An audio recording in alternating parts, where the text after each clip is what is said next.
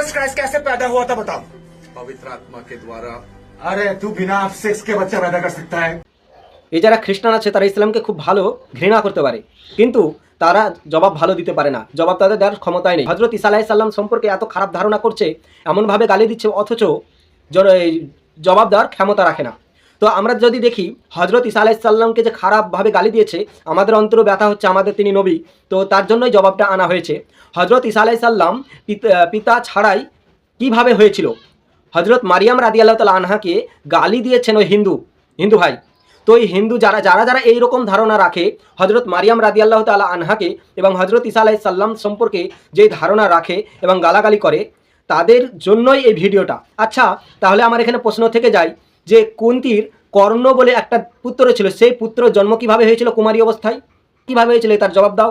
হজরত ঈসা আলাইহিস সালাম সম্পর্কে তোমরা কথা তুলছো, তাহলে বলো যে পাণ্ডবের সঙ্গে বিয়েই হয়নি কুন্তি তখন ছিল কুমারী অবস্থায়। সেই সময় কর্ণের কিভাবে জন্ম হলো কুন্তির পেটে? পাণ্ডু রাজার দুটো বিয়ে, একটা হচ্ছে কুন্তি আর একজন হচ্ছে মাদ্রি। কুন্তি বা মাদ্রি যাই হোক, তারা যখন বললো যে আমাকে শিকার এনে দাও, যখন শিকার করতে গেলে যখন একটা তীর নিক্ষেপ করলো, তো একজন ঋষি হোক বা যেই হোক, সে সঙ্গম অবস্থায় ছিল, সেই সময় তীরবিদ্ধ হলো এবং সেই সময় মারা যায়। আর সেই সময়তেই অভিশাপ দেয় পাণ্ডুকে যে তুমি যখনই সহবাস করবে তখনই মারা যাবে। তো সেই ভয়ে তার স্ত্রীদের সঙ্গে সহবাস করেনি।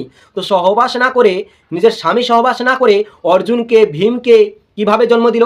আচ্ছা, যুধিষ্ঠির ভীম অর্জুন এদেরকে কিভাবে জন্ম দিল? পাণ্ডুর সঙ্গে সহবাস না করে। আচ্ছা, তাহলে এবার বলি মাদ্রি কিভাবে জন্ম দিল নকুলকে? নকুল, সহদেব এদেরকে কিভাবে জন্ম দিল পাণ্ডুর দ্বিতীয় স্ত্রী? এই প্রশ্নটা থেকেই যায়। আচ্ছা হিন্দু ভাই, যারা হজরত ঈসা আলাইহিস সালাম সম্পর্কে আর হজরত মারিয়াম রাদিয়াল্লাহু তাআলা আনহা সম্পর্কে এরকম ভুল ধারণা ও খারাপ ধ্যান ধারণা করছো, তাদেরকেও এই প্রশ্নটা তারা জবাব দিবে যদি ক্ষমতা থাকে। তারপরে কুন্তির কুমারী অবস্থায় তার পুত্র হয়েছিল পাণ্ডুর বিয়ের আগে। তারপর পাণ্ডু যখন বিয়ে করে, পাণ্ডু আর সহবাস করলেই মারা যাবে স্ত্রীদের সঙ্গে, তখন আর সে ভয়ে সহবাস করেনি। পরবর্তীতে কি করে? যুধিষ্ঠির হয়, কুন্তির গর্ভে যুধিষ্ঠির হয়, ভীম হয়, অর্জুন হয়। তারপরে মাদ্রির পেটে নকুল আর সহদেব হয়। কিভাবে হলো?